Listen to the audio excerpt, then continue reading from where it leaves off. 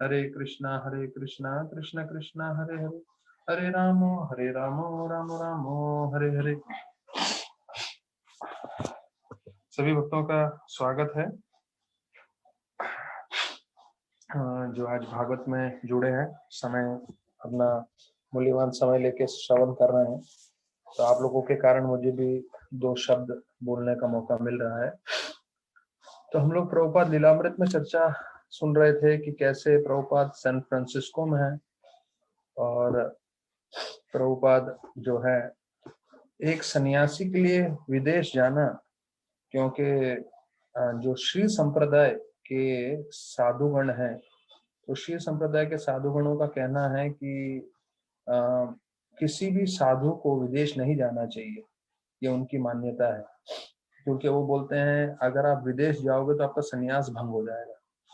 और एक दूसरे पंथ के साधु हैं, तो वो जब विदेश जाते हैं तो वो अपने साथ गंगा लेके चलते हैं। गंगा का मतलब बैरल बैरल पानी भर के लेके जाते हैं, क्योंकि उनको लगता है कि मैं वहाँ जो है रहूंगा तो मैं अशुद्ध हो जाऊंगा ऐसे जगह पे। तो गंगा का पानी पीने के लिए, गंगा का पानी स्नान करने के लिए, गंगा का पानी जो है अपने पास हमेशा रखते हैं, जिससे मैं सुरक्षित रहूं। तो अभी वही प्रभुपाद जो हैं, वही चीज हम देखते हैं प्रभुपाद के जीवन में। प्रभुपाद भी सन्यासी हैं, लेकिन प्रभुपाद ने ये नहीं सोचा कि जो है मैं अगर विदेश चले जाऊंगा तो मेरा सन्यास को खतरा होगा, क्योंकि इतने सारे मलेच्छा लोग रहते हैं, खाने में भी वो कुछ भी खाते हैं। लेकिन प्रभुपाद के मन में सिर्फ करुणा था। प्रभुपाद सिर्फ लोगों का उद्धार करना चाहते थे, और उन्होंने अपना नहीं परवाह करके आध्यात्मिक और भौतिक दोनों रूप से, क्योंकि भौतिक रूप से भी जैसे प्रभुपाद बताते हैं, व्यासात्मक बुद्धि रेखे है कुरुनंदना का प्रवचन जब वो श्लोक पे दे रहे थे, तो प्रभुपाद बोलते हैं कि जब मैं वृंदावन छोड़ के जा रहा था, लोग बोल रहे थे पागल है, ये पागल है, ये 70 साल की उम्र में विदेश जाने की कोशिश कर रहे हैं, ये तो रास्ते में ही मर जाएंगे। तो प्रभुपाद ने बोला ठीक है, मैं मर जाऊंगा चलेगा, लेकिन गुरु की सेवा करते हुए मैं मरूंगा। तो ये आप लोगों को मतलब एक मैं आपको विषय पे बताना चाहूंगा। अभी मैं लीलामृत नहीं चालू कर रहा हूँ, पर लीलामृत चालू करने से पहले एक विषय आपको बताऊं, क्योंकि ये विषय आपको प्रभुपाद की किताबों में नहीं मिलेगा। मैंने सन्यासियों से और महान भक्तों से जो है सुना है ये चीज। देखिए कभी ना कभी हमारे समय आने वाला है जब हम सबको शरीर त्यागना है। तो भागवतम में स्पष्ट बताया गया है कि कोई अगर वृंदावन में शरीर त्यागेगा तो निश्चित रूप से 100% वो भगवत धाम ही जाएगा। भले ही वो उसने जीवन भर में कुछ भी कार्य किया हो, भले ही भक्ति न किया हो, भले ही जप न किया हो, अगर वृंदावन में आपने शरीर छोड़ा मतलब आप भगवत धाम जाओगे। तो आपको तभी वो प्राप्ति होगी वृंदावन में शरीर छोड़ने की, जब आपके पास ऐसा कुछ सुकृति होगा, मतलब आध्यात्मिक सुकृति होगा, तभी आप वृंदावन में शरीर छोड़ सकते हो। तो एक स्तर हुआ जहां आप वृंदावन में शरीर छोड़ते हो। दूसरा स्तर है कि किसी को मालूम चलता है कि उसको ऐसा कैंसर या ऐसा भयंकर बीमारी है और कुछ ही समय में छोड़ के जाने वाला है, या उसकी तबीयत काफी खराब हो जाती है। तो कई बार हमारे भक्तिदंत हॉस्पिटल से भी उनको फ्लाइट में अरेंज करते हैं बॉम्बे टू दिल्ली, और दिल्ली से फिर एम्बुलेंस बुलाते हैं और सीधा वृंदावन भेजते हैं कि अभी तो इनका रिकवरी नहीं होने वाला है, इनको शरीर छोड़ना ही है तो वृंदावन में जाके छोड़ें। तो ऐसे भी बहुत सारे भक्त हुए हैं जो वृंदावन में ऐसे जाके अंतिम समय में शरीर छोड़े। उसमें अब ये दूसरा पहलू आता है कि आप जा रहे हो वृंदावन की ओर, लेकिन आप वृंदावन नहीं पहुंचते हो उससे पहले आप जो है रास्ते में प्राण त्याग देते हो। तो अब इसमें हमें जो है हमारे सन्यासी और महान भक्तों का तात्पर्य समझना जरूरी है। कोई वृंदावन में शरीर छोड़े, या दूसरा स्तर है कि आप रास्ते में जा रहे हो पर आप वृंदावन नहीं पहुंचे। समझ लीजिए कोई फ्लाइट से आने की कोशिश कर रहा है और दिल्ली में पहुंचा और दिल्ली में उसने प्राण त्याग दिए। तो कई लोग ऐसा दृष्टिकोण रहेगा उनका, बोलेंगे अरे देखो इन्होंने दिल्ली में प्राण त्यागा, ये भगवत धाम नहीं गए। क्यों? क्योंकि वो वृंदावन में पहुंच नहीं पाए। नहीं, तो बताते हैं कि अगर आप वृंदावन की ओर अग्रसर भी हो गए, आप रास्ते में भी हो, तब भी उस जीव को, उस आत्मा को फल प्राप्ति होती है कि वो वृंदावन ही जाएगा। क्यों? क्योंकि वो पहले ही निकल चुका है अपने रास्ते से और बीच रास्ते में उसका प्राण त्याग दिए। तो ये दूसरा पहलू है, हमें जानना है। तीसरा पहलू, आपने निश्चय कर लिया कि मैं कल सुबह जाऊंगा, किसी का भी तबीयत खराब हो रही है, किसी भी प्राण त्यागने वाले हैं, पर किसी कारणवश जो है वो निकल ही नहीं पाए अपने जगह से।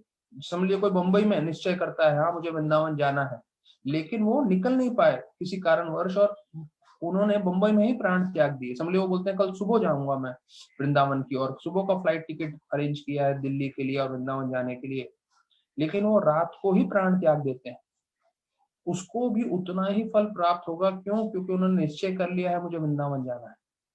तो देखिए वृंदावन का जब बात आता है, आध्यात्म का बात आता है, हमें समझना चाहिए ये कुछ भौतिक स्तर पे नहीं है।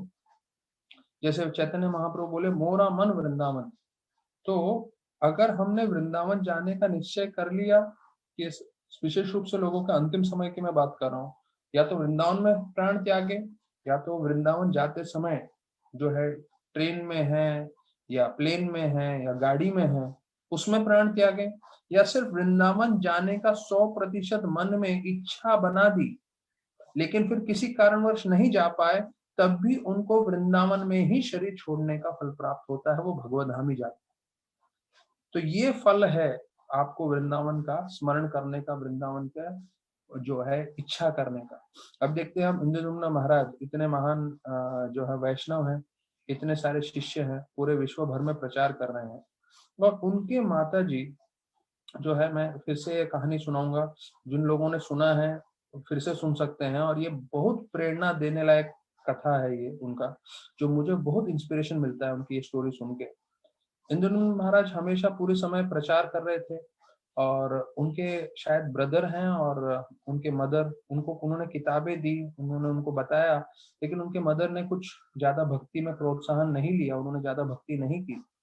तो इंद्रद्युम्न महाराज ने फिर ज्यादा उनको फोर्स नहीं किया, क्योंकि हम भक्ति किसी को फोर्स नहीं कर सकते, भले ही वो हमारे परिवार वाले हों या कोई नए लोग।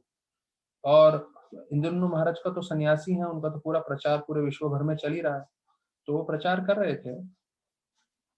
तो एक दिन रात को फोन आ गया उनकी माता का, उनकी माँ बोलने लगी कि बेटा मुझे वृंदावन जाना है। तो ये एकदम चौंक गए, बोले अरे वृंदावन जाने की एकदम से इच्छा हो गई। तो वो रात को कार्यक्रम कर कर आए थे, और फिर महाराज उनको अपनी माँ को बोले हाँ हाँ अवश्य वृंदावन जाएंगे हम लोग, अभी लेट हो गया रात को, अभी हम सो जाते हैं, आप भी सो जाओ मम्मी, और कल हम लोग वृंदावन जाने के ऊपर चर्चा करते हैं। तो खुश हो गए, चलो मेरी माँ को वृंदावन जाने की इच्छा हो रही है, उसको घुमा दिखाएंगे, वृंदावन लेके जाएंगे। अच्छा, सुबह को जब फोन किया तो उसके भाई ने उठाया विद्युम्न महाराज के, और बोले मुझे माँ से बात करनी है, उनको वृंदावन जाना था। तो बोले वो तो रात को चल बसी आपसे बात करने के बाद।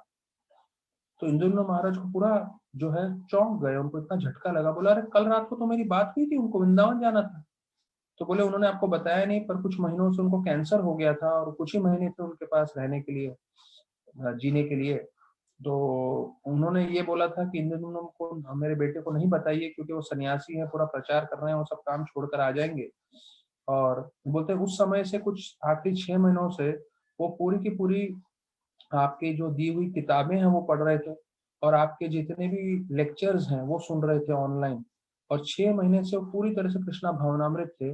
और एक रात पहले उन्होंने, देखिए कृष्ण भगवान कैसे प्रबंध करते हैं, क्योंकि उनका पुत्र पूरी तरह से भगवान की सेवा में लगा हुआ है, तो कृष्ण ने ऐसी प्रेरणा दी उनकी माँ को, कि उनकी माँ की इच्छा हुई मुझे वृंदावन जाना है अपने अंतिम समय में। और उन्होंने सिर्फ इच्छा प्रकट की, वो शारीरिक रूप से जा नहीं पाए, लेकिन जैसे आचार्यगण बताते हैं, अगर आप इच्छा भी करते हो, वृंदावन इतना शक्तिशाली जगह है, वो भगवान से अभिन्न है, वो आपको पूरा फल देता है, आपको सुकृति देता है। तो देखिए जिस हम आध्यात्म भक्ति से जुड़े हैं, हमें समझना चाहिए भगवान इतने आतुर हैं, वो हमेशा हमें जो है भगवत धाम ले जाने के लिए हमसे ज्यादा वो कोशिश कर रहे हैं। अगर हम थोड़ी सी जो है भक्ति में सिंसेरिटी दिखाएं, प्रामाणिकता दिखाएं, तो भगवान जो है अपने से हमें ज्यादा से ज्यादा मदद करेंगे, क्योंकि भगवान हमें भगवत धाम ले जाना चाहते हैं, भगवान चाहते हैं हम पूरी तरह से भक्ति करें। तो अगर सिर्फ विचार भी आ गया, उससे भी हमारा सार्थकता हो सकता है। जैसे हमने हरिनाम का महिमा में जो है ये श्लोक सुना है यदा बिभ्यति स्वयं भयम आपन्नम संस्थितम घोरम यन्ना मिश्रुतो घनम तत्साधु विमुच्यते यदा बिभ्यति स्वयं भयम। तो इस श्लोक में बताया गया है कि अगर कोई ध्यान पूर्वक जप नहीं करता है वो भी भगवत धाम जाएगा। ध्यान पूर्वक जप नहीं करता है, लेकिन उसके लिए जप करना जरूरी है। कई लोग होते हैं जो जप ही नहीं करते। माला उठाइए, कभी ना कभी समय निकाल के 2 माला, 4 माला, 6 माला, 8 माला, कैसे भी माला करते रहिए। फोन पे लोग बात करते रहते हैं, मुझे कहीं मालूम है कितनी कितनी लेडीज लोग हैं जो फोन पे लगे रहते हैं आधा घंटा, 1-1 घंटा। हाँ, वो 1-1 घंटा फोन पे बात करेंगे। तो वैसे ही जब आप अपने रिश्तेदारों से बात कर सकते हैं, तो ये तो आपके सबसे प्रिय रिश्तेदार है कृष्ण भगवान, तो उनसे बात करिए, उनका नाम जप करिए। तो अगर वो करेंगे तो बोलते हैं ध्यान पूर्वक नहीं भी करोगे तब भी आप भगवत धाम चले जाओगे। ध्यान पूर्वक करेंगे तो सोचिए आपको क्या क्या मिलेगा। हाँ, भौतिक रूप से, आध्यात्मिक रूप से सब कुछ मिलेगा। कितनी मन लगा के आप जपा कर रहे हो उसके ऊपर है। तो प्रभुपाद बताए 99% जो है हम भक्ति में प्रगति करेंगे, हमारे जपा पे पूरा निर्धारित होता है 99%। तो हम सब भक्तगण जो भक्ति में प्रगति करना चाहते हैं, हमें ध्यान रखना है हमारा 99% जो है वो जपा पे जो है आधारित है। आइए हम लोग फिर लीलामृत में अभी वापस प्रवेश करते हैं। तो सैन फ्रांसिस्को में है। तो प्रभुपाद बताते हैं ये जो जगह है वो सेंट फ्रांसिस, जो जीसस क्राइस्ट के एक मुख्य व्यक्ति थे, उसके पीछे उनका ये नाम पड़ा है। और यहाँ पे बताते हैं कि प्रभुपाद भी दूसरी जगह ये कीर्तन कर रहे थे। एक तो उन्होंने टॉम्स्किन स्क्वायर पार्क में कर लिया था, तो वहां पे बहुत प्रसिद्ध हो गए थे, तो जो है काफी लोग जुड़ने लगे थे और पूरा न्यूयॉर्क में उनका नाम हो गया था। अभी सैन फ्रांसिस्को में आए तो यहाँ पे जो है एक दूसरा जगह था जहाँ पे उन्होंने देखा कि यहाँ पे हमें हरिनाम करना चाहिए, और सब लोग जो है बैठ के कीर्तन कर रहे थे। तो प्रभुपाद भी जो है अपने भक्तों के साथ आ गए। प्रभुपाद भी आए और वो भी कीर्तन करने लगे, और मृदंग करताल प्रभुपाद बजा रहे थे। तो उसमें बताया जाता है छोटे बच्चे भी भाग ले रहे थे, और बताया जाता है उधर का कुत्ता वो भी भाग लेने आ गया। तो मैंने अपने प्रवचनों में बताया हुआ है, जब मैं इसमें इस्कॉन डिजायर ट्री में मैंने वीडियो रिकॉर्डिंग किया है, हमारे जीवी में एक रेंजर करके कुत्ता था। अब वो विस्तार में मैं नहीं जाऊंगा, इतना मैं बताऊंगा कि वो पूरा समय उसने अपना जीवन वैष्णव की सेवा में लगाया, पूरा जीवी में ध्यान रखता था। वो शुद्ध शाकाहारी था वो, और हमेशा प्रवचन वचन में भी आके बैठ जाता था, पता नहीं कैसे। तो कितनी बार प्रवचन में मेरे मेरे प्रवचन में भी आके बैठ जाता था। तो मैं लोगों को बोलता था देखो कम से कम ये कुत्ता सो तो नहीं रहा है तुम लोग के जैसा। और ये रेंजर जो है फिर जो है उसको ऐसी बीमारी हुई जिसका कुछ इलाज नहीं था, और कुछ ही समय में उस प्राण त्यागने वाला था। तो वो उसके मुंह में जो है, ब्रह्मचारी सब साथ में आ गए, सब लोग कीर्तन कर रहे थे। और मुझे अच्छे से याद है उस दिन जो है पालघर में फूड फॉर लाइफ के जगन्नाथ बलदेव सुभद्रा का वेलकमिंग था, और उधर का चन्नामृत आया था। तो चन्नामृत डाला उसके मुंह में, तुलसी का पत्ता डाला, गंगा जल डाला, और सारे ब्रह्मचारी कीर्तन कर रहे थे। और कीर्तन करते हुए जो है वो हमारे गौर निताय विग्रह थे। तो ये लेट के हमारा ये जो रेंजर कुत्ता है गौर निताय विग्रह को देख रहा था, और विग्रह को देखते देखते उसने प्राण त्यागे हरिनाम सुनते हुए। तो सारे ब्रह्मचारी बोलने लगे ये कुत्ता है पर इतना भाग्यशाली है, पूरे सैफरन ब्रह्मचारियों के बीच में इसने प्राण त्यागे कीर्तन के बीच में। तो साधु लोग बोलने लगे हम लोग को ऐसा सौभाग्य मिलेगा कि नहीं। तो देखिए ये जो है सिर्फ हम एक, जैसे मैं बता रहा हूँ कि एक होता है थ्योरी, एक होता है प्रैक्टिकल। एक होता है हम सिर्फ जो है कथा सुनते हैं, हम एक सिद्धांत सुनते हैं, फिर हम देखते हैं रोजमर्रा की जिंदगी में कि कैसे ये सिद्धांत जो है सिर्फ सिद्धांत नहीं है, लोग सत्य रूप में अपना जीवन सार्थक कर रहे हैं, भले ही वो कुत्ता ही क्यों ना हो। और इतने सारे भक्तों का भी हम जो है हर हफ्ते तकरीबन तकरीबन कोई ना कोई एक भक्त का हम कथा सुनते हैं कि कैसे वो भगवत धाम चला गया।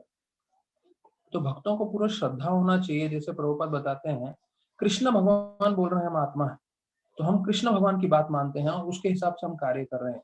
जीवन में अगर हम कृष्ण की बात नहीं मानेंगे तो हमें अपना मनोविचार के हिसाब से कार्य करना पड़ेगा, हमारे जिस समाज में रहते हैं उनके हिसाब से कार्य करना पड़ेगा, या परिवार वालों के हिसाब से कार्य करना पड़ेगा, जो सब दूषित है, सब गलत है, सब में टूटियां हैं। लेकिन अगर हम कृष्ण के हिसाब से जीवन बिताएंगे, कार्य करेंगे, हम हमेशा जो है संतुष्ट रहेंगे, आनंदित रहेंगे।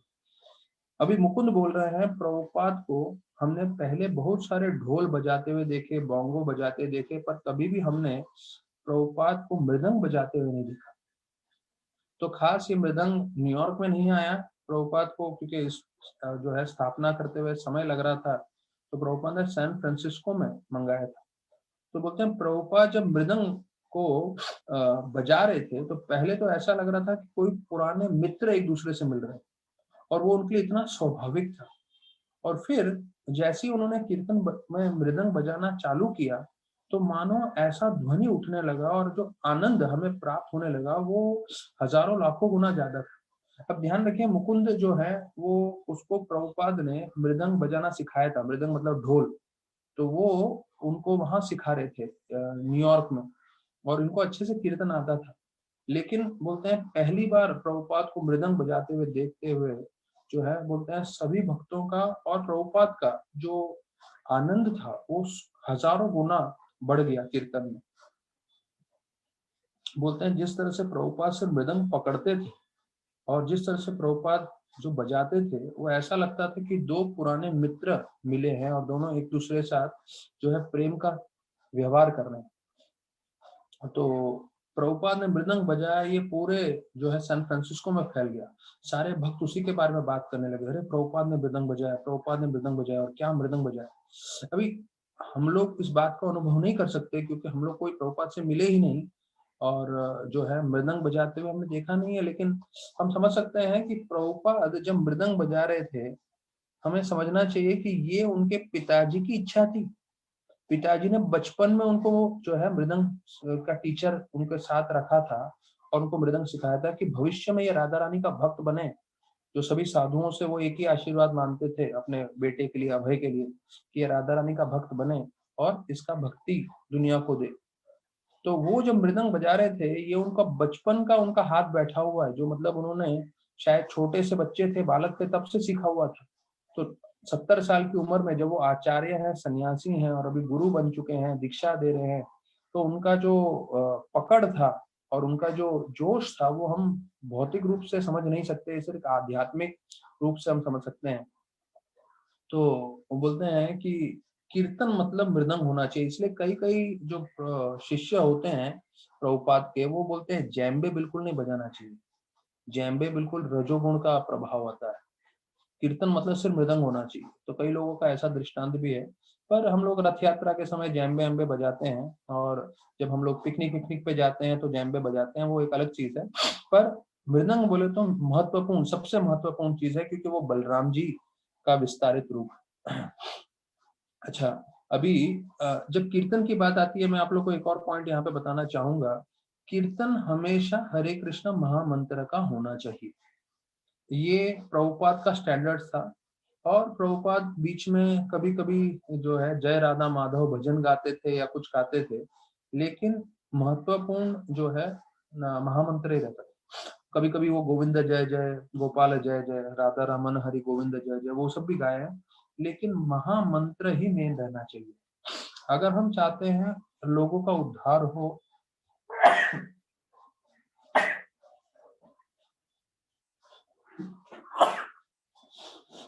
अगर हम चाहते हैं लोगों का पूरी तरह से शुद्धिकरण हो, तो उसके लिए महामंत्र ही सबसे महत्वपूर्ण है। क्योंकि क्या होता है, हमारे इस्कॉन में भी ना महामंत्र छोड़ के बाकी बहुत सारी चीजें गाने लग जाते हैं, और कई बार तो हम लोग जो है महामंत्र पीछे रह जाता है, बाकी दूसरी चीजें ही गाने लगते हैं, और उसका ध्वनि भी अच्छा लगता है कभी कभी। मन जो है वो डिवोटी नहीं है, हमें ध्यान रखना है। हमारा मन नॉन डिवोटी है। तो नॉन डिवोटी मन है तो उसको नॉन डिवोशनल चीजें ही पसंद आएंगी। जो शुद्ध भक्ति है उसका कभी भी पकड़ेगा, वो बाकी सब चीज पकड़ेगा मन। हाँ? अच्युतम केशवम कृष्ण दामोदरम, हाँ, वो भी एक भजन आता है। तो कई बार मुझे इतना अच्छा लगता है, मैं वो भजन गाने लगता हूँ, फिर मुझे वापस से अपना मन को लाना पड़ता है, भाई महामंत्र गाना है। तो ये सब इतने सारे भजन घूम रहे हैं, तो हमें ध्यान रखना है किसी चीज से हमारा मन आकर्षित होना चाहिए, सिर्फ और सिर्फ महामंत्र। माधव प्रभु को बुलाया था एक बार हमने नरसिंह चतुर्दशी के समय। तो नरसिंह चतुर्दशी के दिन आए वो, और विशेष रूप से उनको कीर्तन के लिए बुलाया था हम लोग ने अमेरिका से। और वो आए और कीर्तन कर रहे थे, तो काफी समय वो उग्रम वीरम महाविष्णु ज्वलंतम सर्वतोमुखम और ऐसे करके वो गा रहे थे। तो एक बार, दो बार, 10 बार, तो उनका कैसा है, वो वही चीज गाए जा रहे थे। तो तुरंत अंदर से फिर मैसेज आ गया माधव प्रभु के लिए, और मैं ही था जो मैसेज देने के लिए, आप अभी इसको रोकिए, महामंत्र गाना चालू करिए करके। तो फिर जो है वो पूरे कीर्तन में महामंत्र गाए। तो हाँ, दूसरी चीजें गानी चाहिए, मना नहीं है, लेकिन मेन चीज क्या है, महामंत्र। तो ये माधव प्रभु के साथ तो हो गया जब मैं खुद था। दूसरी बार जो है, लंदन के प्रेसिडेंट आए थे, वो गुरु पूजा लीड कर रहे थे। प्रेसिडेंट नहीं है वो, लंदन के भक्त हैं, वो गुरु पूजा लीड कर रहे थे। और गुरु पूजा लीड करते करते महामंत्र बोले, और उसके बीच में वो चालू हो गए, गौर नित्यानंद बोल, हरि बोल, हरि बोल। तो राधानाथ महाराज, मैं खड़ा था गुरु पूजा में, राधानाथ महाराज बाजू में थे। जैसे ही उन्होंने चालू किया गौर नित्यानंद बोल, हरि बोल, हरि बोल, तो महाराज ने उनको प्यार से इशारा करके बोला, आप सिर्फ महामंत्र गाइए। तो वो भक्त जो है महामंत्र में फिर प्रारंभ हो गए। तो मतलब स्पष्ट रूप से हमें दिख रहा था, कीर्तन मतलब महामंत्र का सबसे ज्यादा होना चाहिए। हाँ, दूसरा कुछ करना है तो थोड़ा कर सकते हैं, लेकिन महामंत्र ज्यादा होना चाहिए। तो अभी यहाँ पे बता रहे हैं कि प्रभुपाद जो है वो सबके आकर्षण थे, और प्रभुपाद का एक पर्सनैलिटी ऐसा था, उनका उम्र पहले तो 70 साल के थे, और बाकी उधर के सारे लड़के लड़कियां जो है, जवान जवान लड़के लड़कियां थी, और जीन्स और टी शर्ट पहन के बैठे थे, और ये अपने सैफरन के सन्यासी के कपड़ों में अलग ही लग रहे थे। और उनके कारण जो है वो एक जो है रिस्पेक्ट या सम्मान अपने आप आकर्षित करते थे। तो जितने भी लोग थे भक्तगण, वो तो जानते थे कि सन्यासी हैं, गुरु हैं, और वो पहले ही एक सेंटर पूरी तरह से चला चुके, अभी यहाँ पर आए हैं, तो पूरी तरह से उनको प्रणाम करते थे, दंडवत करते थे। तो वो देख के जो नए लोग थे, वो उनसे और प्रभावित हो जाते, आकर्षित हो जाते थे। तो ये जो है प्रभुपाद का भी और इसमें विस्तार पूर्वक आने वाला है कि कैसे वो उधर कर रहे थे, पर अभी हम वापस लीलामृत में आ जाते हैं। तो कल हमने 44 श्लोक तक चर्चा किया, तो आज हम 45 श्लोक से चर्चा करते हैं। तो कल हमने सुना कि कैसे जो है वैष्णव का सेवा करना सबसे उत्तम है। वैष्णव को जब आप भोजन खिलाते हैं तो भगवान विष्णु उनसे स्वीकार करते हैं। तो देखिए, वैष्णव को भोजन कराना कोई बहुत मुश्किल काम नहीं है। जैसे प्रभुपाद बताते हैं, कोई भी अतिथि घर में आए तो उसको कम से कम जो है हमें एक गिलास पानी पूछना चाहिए, और जो है चटाई देनी चाहिए बैठने के लिए। तो अगर हम ये दो चीज भी करते हैं तो गरीब से गरीब व्यक्ति भी जो है अतिथि का सम्मान कर सकता है। तो वैसे ही जब हमें ये समझ में आ गया कि वैष्णव को अगर हम भोजन कराएंगे तो भगवान विष्णु उस वैष्णव के द्वारा प्रसाद प्राप्त करते हैं, तो हमें वैष्णव को जो हो सकता है हमारी क्षमता अनुसार, जब भी हम किसी भक्त से मिलने जा रहे हैं, हम किसी गोवर्धन इको विलेज जा रहे हैं, कहाँ पे जा रहे हैं, मंदिर जा रहे हैं, तो अगर हम कुछ भी अपने हिसाब से प्रसाद बना सकते हैं, ऑफर कर सकते हैं, और जो है साधुओं को बांट सकते हैं, वहां पे भक्तों को बांट सकते हैं, तो उससे जो है भगवान बहुत प्रसन्न होते हैं, ये हमने सुना। आइए 45 श्लोक हम सुनते हैं। मैत्र उवाचा इति भ्रुवाम नर्पितम पितृदेवा द्विजातयः तुष्ट्वा वूर्हस्त हृष्टं मनसा साधु वादेन साधवा। तो इसमें बता रहे हैं, इस श्लोक में मैत्रेय ऋषि बता रहे हैं कि पृथु महाराज ने इतने अच्छे से जो है बताया भक्ति के बारे में और लोगों को ज्ञान दिया। तो वहां पे सारे देवतागण भी वहां एकत्रित थे, वो एकदम प्रसन्न हो गए, और बोलते हैं पितृलोक से जो है निवासी आए थे वो प्रसन्न हो गए। साथ में जो है ब्राह्मण और साधुगण वो सब प्रसन्न हो गए, और उन्होंने उन सबने जो है उनको प्रशंसा की। तो यहाँ पे श्लोक में आया है, देखिए उन्होंने भगवान की भक्ति के बारे में बताया, जो हम इतने सारे श्लोकों में सुन रहे हैं कि कैसे भक्ति ही जीवन का उद्देश्य है, हम सब आत्मा है, और हमें वो मान के चलना है कि आत्मा के स्तर पे हमें कार्य करना चाहिए। तो जब भक्ति के बारे में सुनते हैं तो यहाँ पे शब्द आ रहा है पितृदेव द्विजतया, मतलब ब्राह्मण, देवता और पितृलोक से आए हुए सारे के सारे श्रवण कर रहे हैं। तो हमें समझना चाहिए, जब हम भागवतम कर रहे हैं ये भागवतम का कथा इतना शक्तिशाली है कि एक समय में देवतागण में बैठ के यही भागवत सुनते थे। तो ये जो श्लोक हम सुन रहे हैं वो श्लोक देवतागण भी सुन रहे थे। हाँ, इति भ्रुवम निर्पितम पित्र देव द्विजतया, देव मतलब देवताओं का वर्णन कर रहे हैं। तो देवतागण आके प्रवचन में बैठते थे और हम लोगों को लगता है हमारे पास समय नहीं। देवता पूरा सृष्टि को संभाल रहे हैं, पर उसको छोड़ के वो लोग आ जाते हैं किसके लिए? भागवत कथा सुनने के लिए। और हमें इतना महत्वपूर्णता देना चाहिए। और उसको सुनने से क्या होता है, यहाँ पे दो चीज बताया गया है। तुष्ट वह, तुष्ट वह मतलब है पूरी तरह से तुष्ट हो जाते हैं, तृप्त हो जाते हैं, सेटिस्फाइड हो जाते हैं। और हृष्ट मनः मतलब हम पूरी तरह से हमारा मन आनंदित हो जाता है।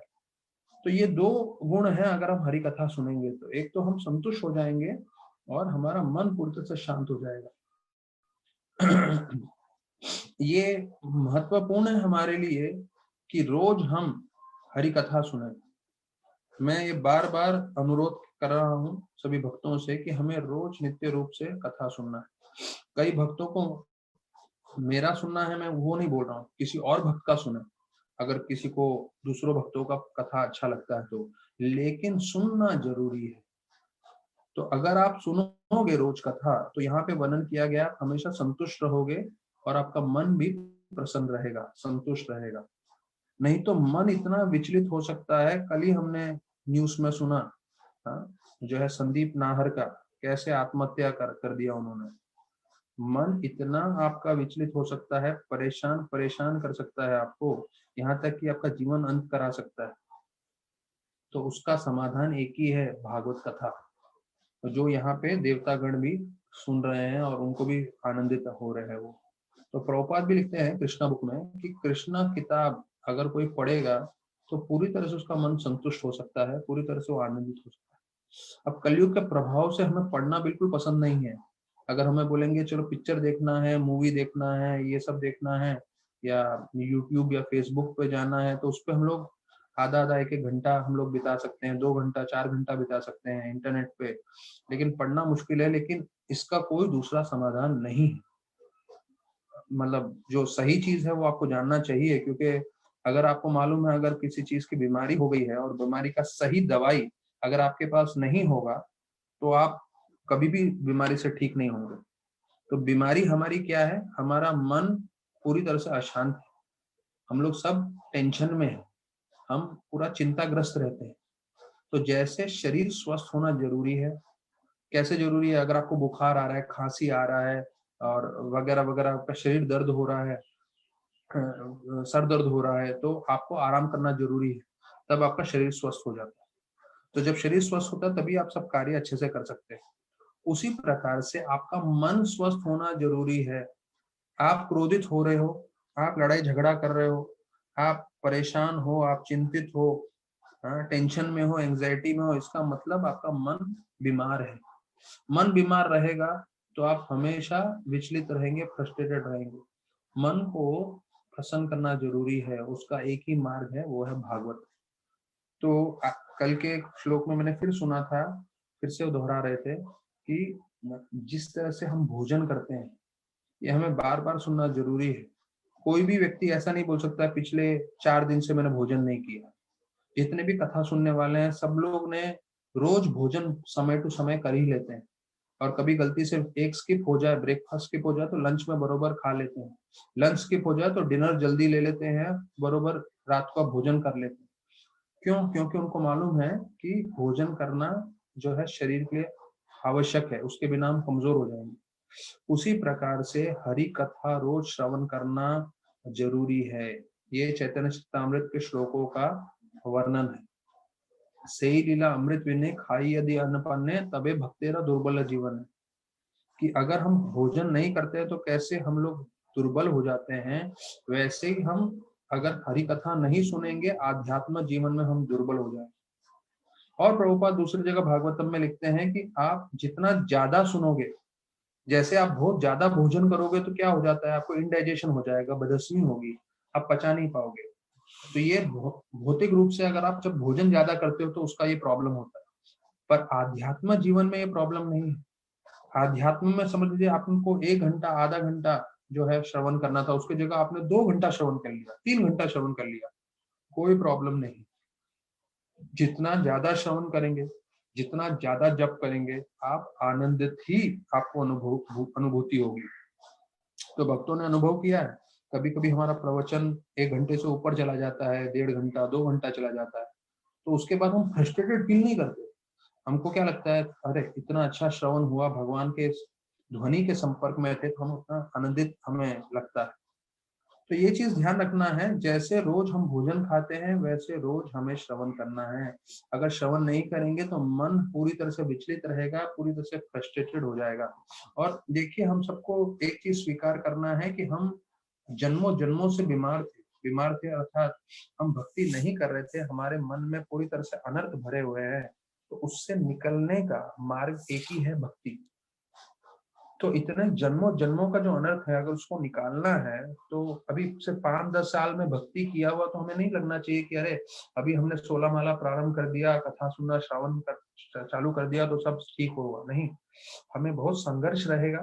तो इसलिए जितना तीव्रता से हम भक्ति करेंगे उतना हम संतुष्ट रहेंगे, आनंदित रहेंगे। हमारे आसपास मुश्किलें रहेंगी, तकलीफें रहेंगी, पर उससे हम प्रभावित नहीं होंगे। कृष्ण भगवान हमें इतनी क्षमता देंगे, हमें ऐसे मार्गदर्शन करेंगे जिससे हम इन सब जो है मुश्किलों से प्रभावित ना होके हमारा मन पूरी तरह से एकाग्र कृष्ण में लगा है। तो यहाँ पे सारे देवतागण, ब्राह्मण, वैष्णव जो है वो पृथु महाराज की स्तुति करने लगे। बोले साधु वादे न साधवा, तो बोलने लगे साधु साधु साधु साधु, मतलब ये साधुओं के बीच में अगर जैसे कोई कव्वाली गाता है, तो कव्वाली के बाद किसी को कव्वाली पसंद होता है तो वो लोग क्या बोलते हैं, वाह वाह वाह वाह वाह। तो एक तरह से वो स्तुति कर रहे हैं। तो वैसे ही जब भागवत कथा होता है, तो भागवत कथा करने के बाद, सुनने के बाद जो श्रोतागण है, जिन्होंने श्रवण किया है, वो व्यक्तागण को, जिन्होंने कथा की है, उनको आके साधु साधु बोलते हैं। साधु साधु मतलब वाह, आपने क्या प्रवचन दिया, बहुत बढ़िया। तो प्रभुपाद वही चीज बता रहे हैं कि कथाकार he is congratulated by the audience, मतलब वो उनकी प्रशंसा करते हैं। तो वो क्या शब्द बोलते हैं, साधु साधु। दिस इज कॉल्ड साधुवादा। साधुवादा मतलब ये प्रशंसा कर रहे हैं प्रवचन का। फिर अगले 46 श्लोक में आ रहा है कि they all declared that Vedic conclusion that one can conquer the heavenly planets by the action of Putra or son was fulfilled for the most sinful Vena, who was killed by the curse of Brahmanas, now delivered by the darkest region by the son of Maharaj Prithu। तो अभी बोलते हैं, ये देखिए, जो मैं पुत्र सुना हूँ, शायद आप लोगों को प्रवचन में बताया होगा कि यहाँ देवतागण और सब जो ब्राह्मण है वो सब बोलने लगे पृथु महाराज को कि एक लोक है जिसको बोलते हैं पुत्र लोक, और बोलते हैं जो एक ये नीचे स्तर पे लोक है जिसको आप नर्क लोक जैसा बोल सकते हैं। तो बोलते हैं अगर आपके जीवन में पुत्र प्राप्ति होती है तो पुत्र आपको पूत नामक जो लोक है, पूत करके नर्क लोक है, उसमें से बचा सकता है। तो पुत्र शब्द का, संस्कृत शब्द का मतलब आता है पूत त्रायते इति पुत्र, जो बेटा अपने बाप को पूत नामक नरक में जाने से बचाए, उसको बोलते हैं पुत्र। तो ये जो है, अभी ये मैंने सुना था, मैंने कई बार कोट भी किया है, लेकिन इसका वर्जन आ रहा है यहाँ पे जो 46 श्लोक में आ रहा है। अभी इतने सारे श्लोक पढ़ रहे हैं, मैं भी भूलते जा रहा हूँ। तो आज सुबह को मैं रिवीजन कर रहा था सब, तो इतना सब हम पढ़ते जा रहे हैं। एक एनसाइक्लोपीडिया जैसा है ये, कि प्रभुपाद ने कहा क्या क्या बोला हुआ है, पूरा भागवतम इतना विस्तार पूर्वक है। तो मैंने सुना इतनी बार है, पर कभी किसी ने बताया नहीं कि भागवतम के श्लोक में है पूत त्रायते इति पुत्र, कि पुत्र का मतलब क्या है, जो अपने बाप को पूत नामक नरक में से जाने से बचाए। तो प्रभुपाद वही चीज प्रारंभ कर रहे हैं कि एक नरक लोक है जिसका नाम पूत है, और जो बेटा उसको उधर जाने से बचाए उसका नाम होता है पुत्र। अभी प्रभुपाद बता रहे हैं विवाह का कर्तव्य क्या है, विवाह का उद्देश्य क्या है, लोग क्यों विवाह करना चाहिए। प्रभुपाद बोलते हैं पुत्र प्राप्त करने के लिए, जिससे वो अपने पिता का उद्धार कर सके और जो है वो नरक में जाने से बच सके, पूत नामक नरक लोक में जाने से बच सके। तो ये प्रभुपाद ने बताया। तो अभी सभी के मन में पहला प्रश्न आएगा कि पुत्र नहीं हुआ, पुत्री हुई तो क्या करेंगे। तो मेरे पास उसका जवाब नहीं है। उसका जवाब यही है कि पुत्री को भी भक्ति करने के लिए बोलिए, स्त्रिया वैश्या तथा शूद्रा तेपी यान्तिम परम गति। प्रभुपाद कृष्ण भगवान स्वयं बताते हैं कि अगर कोई स्त्री भी होगी तो वो भी पूरी तरह से भक्ति करके जो है भगवत धाम जा सकती है, और उसके भक्ति करने से उसके पूर्वजों को भी उद्धार हो सकता है। क्योंकि जब कृष्ण भगवान स्वयं ही बोल रहे हैं कि स्त्री वैश्य शूद्र उनका भी उद्धार हो सकता है, तो जो है अगर पुत्री भी हुई तो उसको भी अच्छे से भक्ति में प्रोत्साहन करे कि भक्ति वो अच्छे से कर सके। तो अभी यहाँ पे वर्णन आ रहा है, पृथु महाराज के पिता थे वेना, जो सबसे बड़े पापी थे, जिसके कारण उनको श्राप देके ब्राह्मणों ने मार दिया। अभी सारे के सारे संत और ब्राह्मण साथ में मिलके बोल रहे हैं पृथु महाराज को कि आपका जीवन सार्थक है। क्यों? क्योंकि आपने वेदों के वाक्यों को सत्य किया है। क्योंकि आपने भक्ति की है और भक्ति करने से आपने सबका उद्धार किया, अपने पिताजी का भी उद्धार किया। तो अभी प्रभुपाद बता रहे हैं कि एक धार्मिक बीवी प्राप्त करने का उद्देश्य ये होना चाहिए कि आपको पुत्र प्राप्त हो, जिससे वो अपने पिताजी का उद्धार कर सके। तो प्रभुपाद बोल रहे हैं, लोग विवाह करते हैं इंद्र भोग के लिए, लेकिन इंद्र भोग जीवन का उद्देश्य नहीं होना चाहिए, पुत्र जीवन का उद्देश्य होना चाहिए, जो भक्ति करके अपने पिता का उद्धार कर सके। तो बोले अगर पुत्र अगर भक्त नहीं बना और वो इंद्र भोग में रचा पचा एक दानव जैसा व्यक्ति बना, तो वो अपना भी उद्धार नहीं कर पाएगा, अपने पिताजी का भी उद्धार नहीं कर पाएगा। इसलिए पिताजी का बहुत बड़ा कर्तव्य है कि वो वैष्णव बने और अपने बच्चों को भी वैष्णव बनाए। ये प्रभुपाद का अंतिम लाइन में स्टेटमेंट आ रहा है। तो पिताजी का कर्तव्य है कि वो वैष्णव बने और अपने बच्चों को भी वैष्णव बनाए। ठीक है, तो अपने बच्चों को या अपने बीवी को या जो भी उनके संपर्क में आते हैं, तो हमारा व्यवहार ऐसे होना चाहिए कि जिससे जो है लोग देख के प्रोत्साहन लें और भक्ति में आगे बढ़े।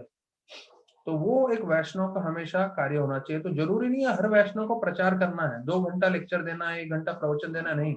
अगर कोई व्यवहार ही ऐसा करता है, तो जैसे मैं बताता हूँ कि कोई जितने लोग सुबह को जपा के लिए आते हैं, स्क्रीन ऑन रखते हैं, तो वो इतना जोर से प्रचार कर रहे हैं कि उसको देख के दूसरे लोगों को प्रोत्साहन आता है।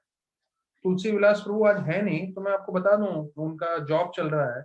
वो कहाँ तो नवी मुंबई में जाते हैं जॉब करने के लिए, 1 सवा 1.5 घंटा उनको बाइक पे लगता है जाने के लिए।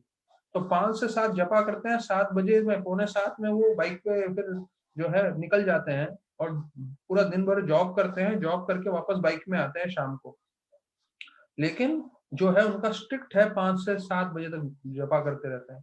यहाँ तक कि उनके कलीग जो है विश्वकर्मा, विकास विश्वकर्मा, वो मेरे को बोल रहे थे, वो उधर ऑफिस में पहुंचते हैं और क्योंकि ये 7 दिन का उनका शेड्यूल है, 5 से 7 जपा करना, वो आके उधर थक जाते हैं, सर नीचे करके बोलते हैं मुझे बहुत नींद आ रही है, बहुत नींद आ रही है। तो ये बोलता है अभी तो तू आया है ऑफिस में काम करने के लिए, अभी क्या बोल रहा है नींद आ रही है, नींद आ रही है। तो देखिए, अगर कोई संघर्ष करके अच्छे से सुबह ब्रह्म मुहूर्त में जपा करता है, वो भी प्रचार कर रहा है। तो हमें जितना हो सके प्रचार करना है।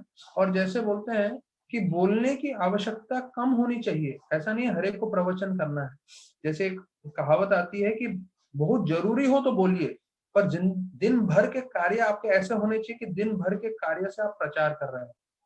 आप जिस तरह से व्यवहार कर रहे हैं, आप जिस तरह से लोगों से आदान प्रदान कर रहे हैं, आप जिस तरह से अपनी खुद की भक्ति कर रहे हैं, वो सब प्रचार में आ जाता है। तो यहाँ प्रभुपाद बता रहे हैं एक पिताजी का कर्तव्य है खुद एक वैष्णव बने। तो देखिए यहाँ पे प्रभुपाद ने स्पष्ट करके बताया, it is therefore a duty of father to become a Vaishnav. पहला पॉइंट आप समझ लीजिए, ये हम सबके लिए बहुत जरूरी है। जब तक हम वैष्णव नहीं बन रहे हैं, हम जब तक खुद प्रमाणिक नहीं है, हमारे पास कोई हक नहीं बनता दूसरों को बोलने के लिए कि आप वैष्णव बनिए, और यहाँ तक कि अपने परिवार वालों को भी। तो पहले हमें प्रमाणिक रूप से वैष्णव बनना है, कम से कम 16 माला 4 नियम। अगर ये हो रहा है तो आप वैष्णव कैटेगरी में आ सकते हैं, जो प्रभुपाद बताते हैं। फिर हम दूसरों को प्रचार कर सकते हैं। तो कई लोग अपना माला नहीं करते हैं पर दूसरों को बोलते रहते हैं माला करो, माला करो, माला करो। और तुम क्या कर रहे हो? मैं माला नहीं कर रहा या नहीं कर रही हूँ।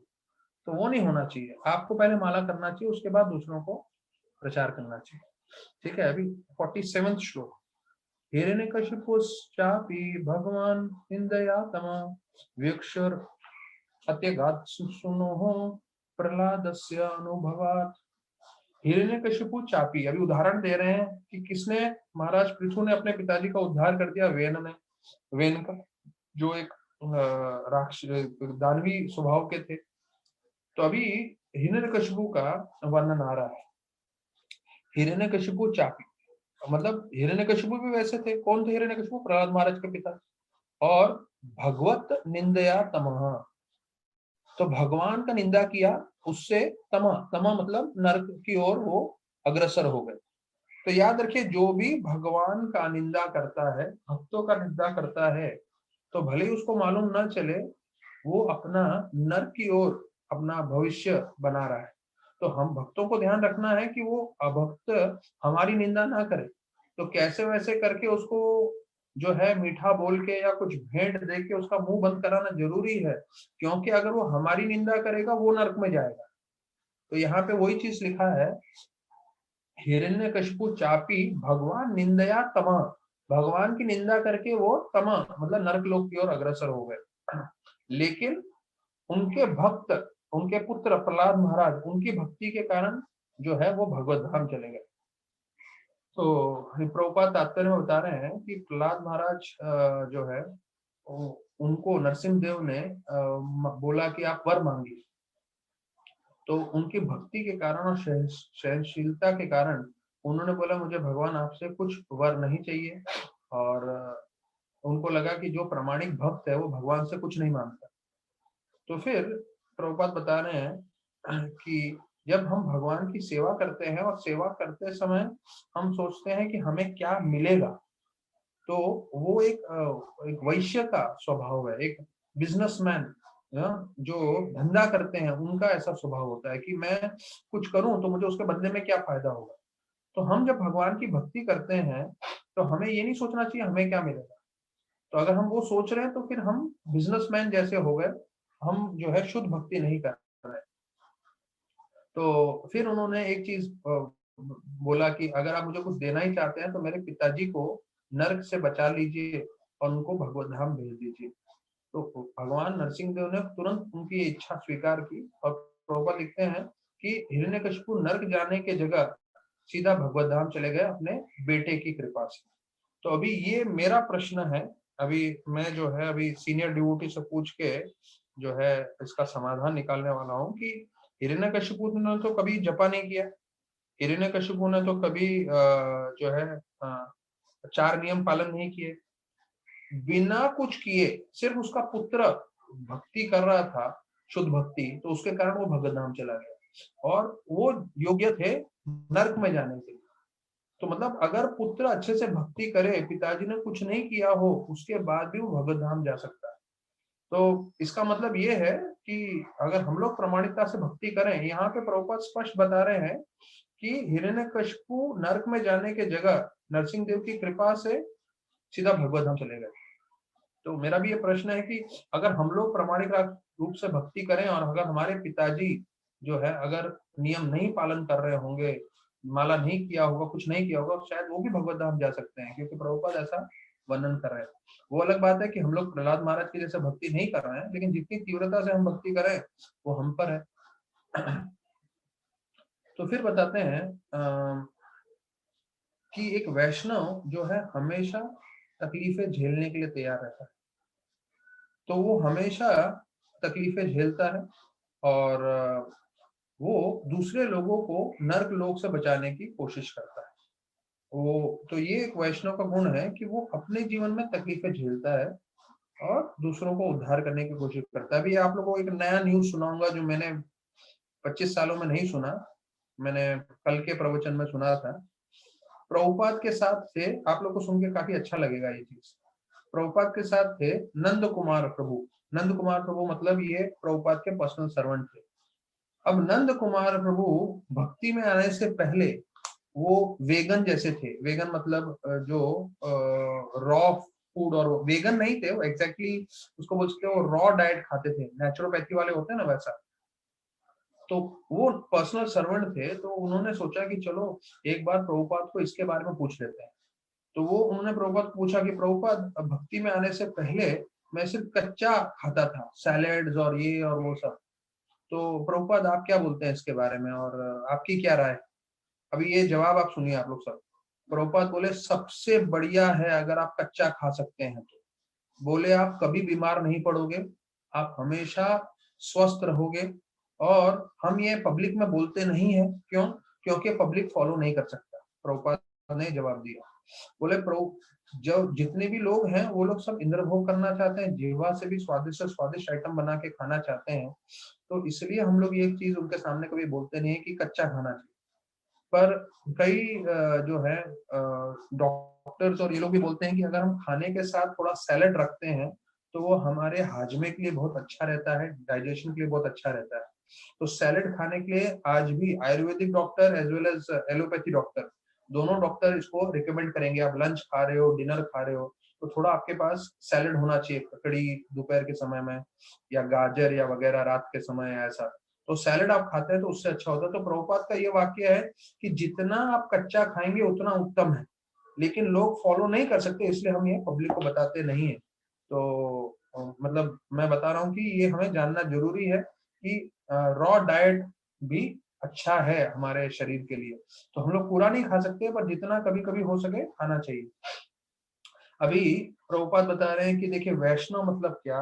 वैष्णव मतलब जो है अपने पे तकलीफ लेता है, क्यों? क्योंकि वो दूसरे लोगों को नरक में जाने से बचाना चाहता है। तो प्रहलाद महाराज ने ऐसा नहीं सिर्फ हिरण्यकशिपु के लिए उद्धार के लिए किया, पर प्रहलाद महाराज सभी लोगों को उद्धार करना चाहते हैं। तो इसलिए प्रभुपाद बता रहे हैं यहाँ पे इस श्लोक में उन्होंने वर्णन किया, वंच कल्पतरुभ्यश्च कृपा सिन्धुभ्येव च पतितानां पावनेभ्यो वैष्णवो नमो नमः। तो ये श्लोक वापस से 2 श्लोकों के बाद आता है कि हम वैष्णव को प्रणाम करते हैं, क्योंकि वो हमारी सारी इच्छाएं पूरी कर सकते हैं। वो एक कल्प वृक्ष पेड़ के समान है और वो कृपालु है सभी जीवों के ऊपर।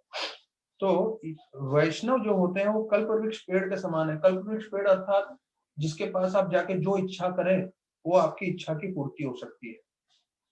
तो हमें समझना है कि क्योंकि भक्त भक्ति के बारे में बताते हैं, भगवान के बारे में बताते हैं, भागवत कथा करते हैं, हरिनाम करते हैं, तो इसकी इतनी शक्ति है कि आपकी जो इच्छा है वो पूरी हो सकती है। तो आप एक भक्त के संपर्क में रहेंगे तो आपकी सारी भौतिक इच्छाएं भी पूरी हो जाएंगी। और लेकिन भक्त की इच्छा क्या होती है कि मैं लोगों का उद्धार कर सकूं। भक्त की कोई भौतिक इच्छा नहीं होती। जो लोग भक्त के साथ जुड़ते हैं उनकी भौतिक इच्छा हो सकती है, पर भक्त की क्या इच्छा है यहाँ बता रहे हैं कि उनकी एक ही इच्छा है, सब जीवों का उद्धार हो, सब जीव जो है भगवत धाम जा सके। तो प्रभुपाद 47 श्लोक का लास्ट लाइन में बोलते हैं, the chief concern of a Vaishnav is to deliver the fallen souls. तो एक वैष्णव के मन में क्या रहता है? सिर्फ एक चीज, कैसे मैं लोगों का उद्धार कर सकता हूँ, कैसे लोगों को मैं भक्ति में जोड़ सकता हूँ, कैसे वो प्रगति कर सकते हैं। देखिए जब हम माँ बोलते हैं और माँ के साथ माया बोलते हैं, तो माँ और माया दोनों में जो है सुनने में सिर्फ या जोड़ दो तो माँ में माया हो जाता है। पर माँ मतलब हमारे राधा रानी जो माता है उसको हम संबोधित करते हैं, और माया मतलब भगवान की दुर्गा शक्ति जिससे पूरे लोग जो है जकड़े हुए हैं।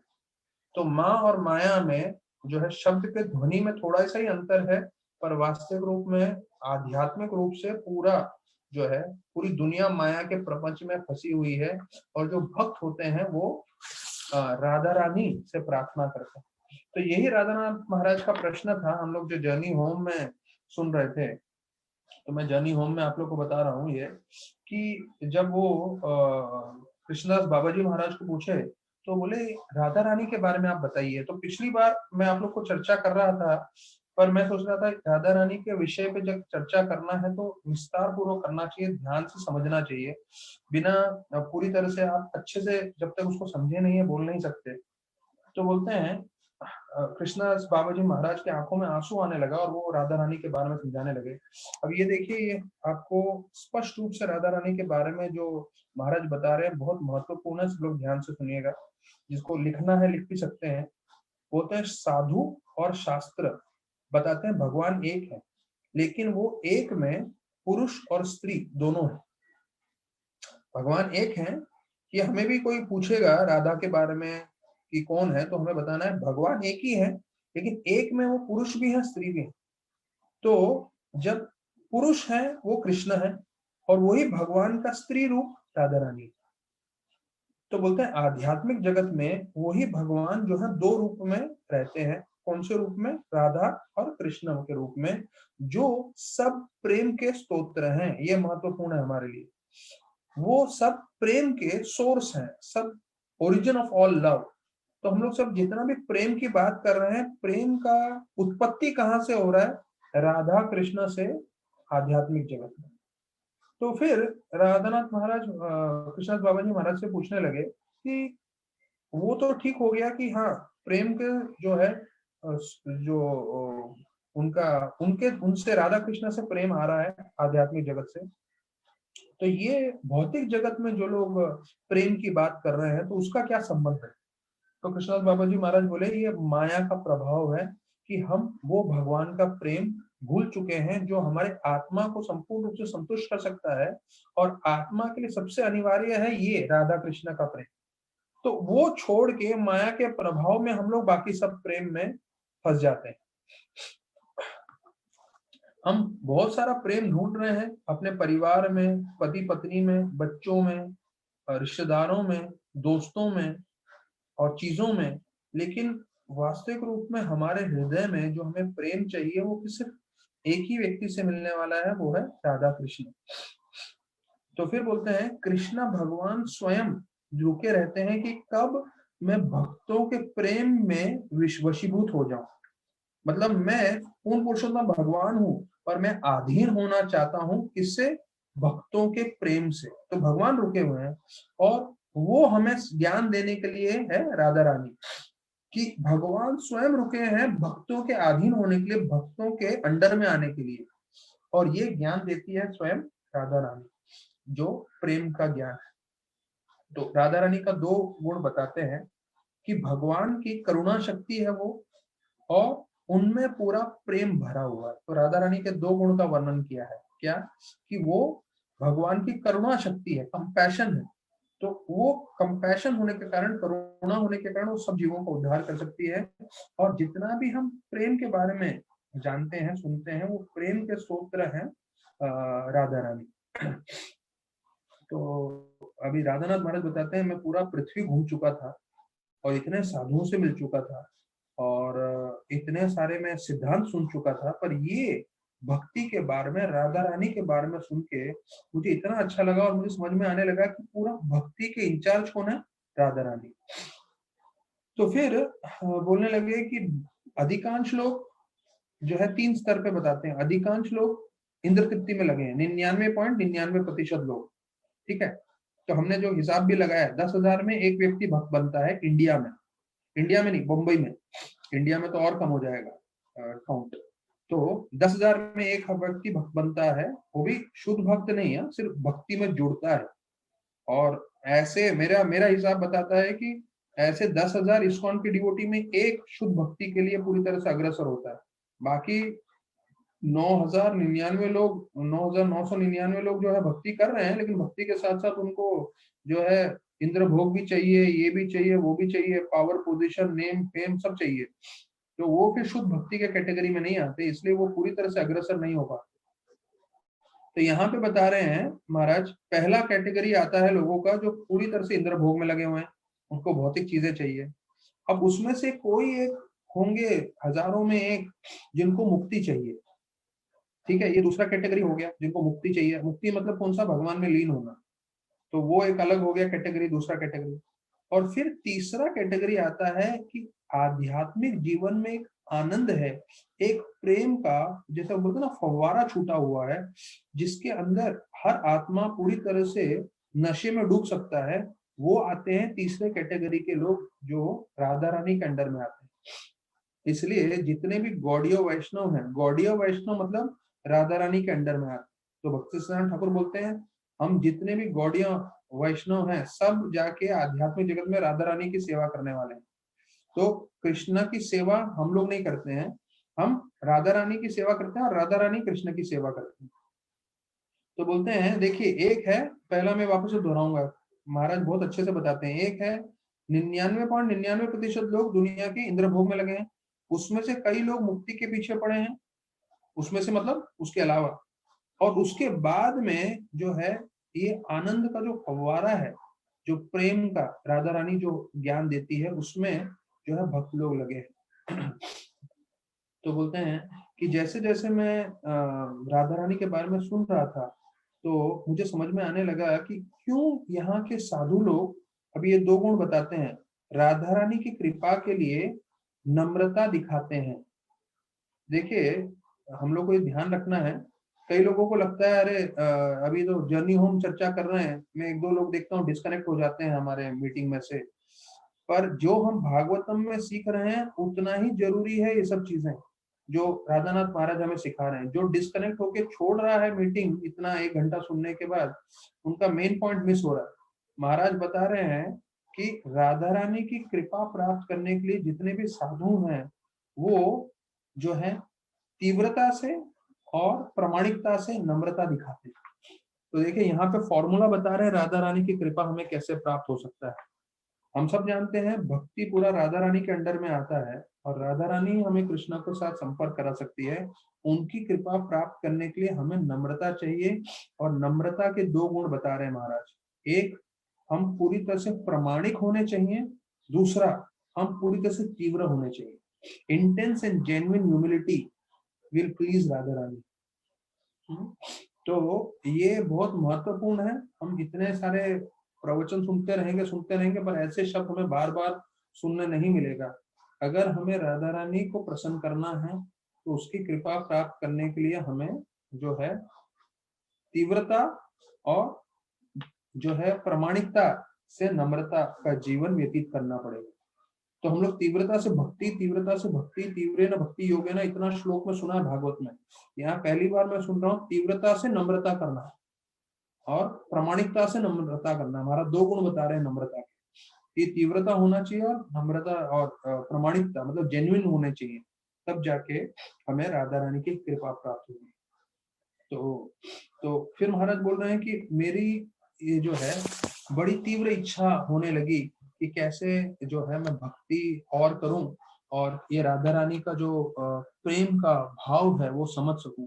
और उसके लिए हम सबको याद रखना है, जीवन पर्यंत हम दोहराएंगे नहीं इस चीज को, लेकिन हमें जीवन पर पर्यंत नम्रता से जीवन व्यतीत करना है, और नम्रता प्रामाणिक होना चाहिए, और तीव्रता से हमें नम्रता के ऊपर अग्रसर होना है।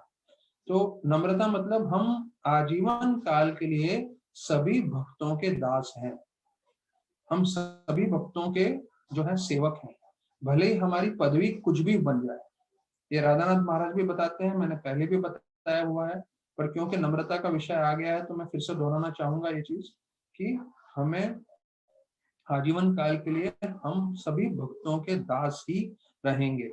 भले हम गुरु बन जाएं, भले ही कोई घरेलू औरत है, भले ही कोई आईएएस लड़का है, भले कोई बिजनेस में काम कर रहा है, हम हमेशा भक्तों के दास हैं, और पूरी तीव्रता से नम्रता से हम भक्तों को प्रसन्न करने का सेवा करना चाहिए हमें। तो अभी जैसे इसमें बताया गया है, हम लोग गीता का जो है अभी 47 पे हमने चर्चा कर लिया, तो अभी हम कल 48 श्लोक से चर्चा करेंगे आगे। तो गीता के भी हम एक एक श्लोक लेके आगे बढ़ते जा रहे हैं। तो देखिए हम लोग धीरे धीरे जा रहे हैं, इसमें एक अच्छी बात है कि रोज हमको नए नए चीजों का श्रवण करने मिल रहा है। तो भागवतम का भी हम लोग धीरे धीरे श्लोकों में हम चर्चा कर रहे हैं, और इतना जो है प्रभुपाद के हर तात्पर्य में इतना नया नया चीज लिखा है जो कभी हमने सुना नहीं था। तो गीता के हम दूसरे अध्याय पे थे, और दूसरे अध्याय में हमने 30 श्लोक 31वां श्लोक हमने कल चर्चा किया था। आज 32वें श्लोक पर चर्चा करते हैं। यदृच्छा चोपनम स्वर्गद्वारम अपावृतम सुखीना क्षत्रिय पार्थ लभन्ते युद्धम ईदृशम। तो बोलते हैं कि कृष्ण भगवान अर्जुन को बोल रहे हैं कि जिनके लिए युद्ध करने का अवसर मिलता है तो उनके लिए स्वर्ग के द्वार खुल जाते हैं। मतलब हमें अपना धर्म का कार्य करना चाहिए। तो प्रभुपाद तात्पर्य बोल रहे हैं कि एक क्षत्रिय रणभूमि में आके बोलेगा मैं अहिंसा पालन करना चाहता हूँ तो मूर्ख। मतलब कोई क्षत्रिय रणभूमि में आके बोलेगा मुझे अहिंसा पालन करना है, मैं हिंसा नहीं करना चाहता हूँ, तो मूर्ख। और यहाँ पे परशार स्मृति अर्थात व्यासदेव के जो पिता हैं पराशर मुनि, उन्होंने जो शास्त्र लिखा उसे पराशर स्मृति बोलते हैं, और उसका श्लोक प्रभुपाद जो है वर्णन कर रहे हैं। बोलते हैं, उस श्लोक में मैं नहीं जा रहा हूँ, मैं सिर्फ अनुवाद बता रहा हूँ कि एक क्षत्रिय का कर्तव्य है कि प्रजा की रक्षा करे, और उसके लिए उसको अगर अहिंसा करना पड़े धर्म की स्थापना करने के लिए तो उसे करना चाहिए। तो अगर उनको जो है दूसरे सैनिकों पे, दूसरे राजाओं पे विजय प्राप्त करना है धर्म की स्थापना करने के लिए, तो वैसे करके उनको पूरे विश्व पे राज करना चाहिए, पूरे विश्व पे युद्ध करके धर्म की स्थापना करनी चाहिए, ये पराशर मुनि ने बताया। तो कहीं पे भी अहिंसा का वर्णन नहीं आ रहा है। व्यासदेव, पराशर मुनि, कृष्ण भगवान कहीं अहिंसा का बात नहीं करते। सब जगह बोलते हैं अगर आपको हिंसा करनी है धर्म की स्थापना के लिए तो हिंसा करना चाहिए, लेकिन धर्म की स्थापना होना चाहिए जिससे भक्ति लोग आगे बढ़ सके। तो हम कल 33वें श्लोक से फिर आगे और चर्चा करेंगे, कृष्ण भगवान जैसे शिक्षण देते जा रहे हैं। तो और भागवत में हम और कथा सुनेंगे। बहुत बहुत धन्यवाद सभी भक्तों का जो जुड़े हैं हमारे साथ। हरे कृष्ण।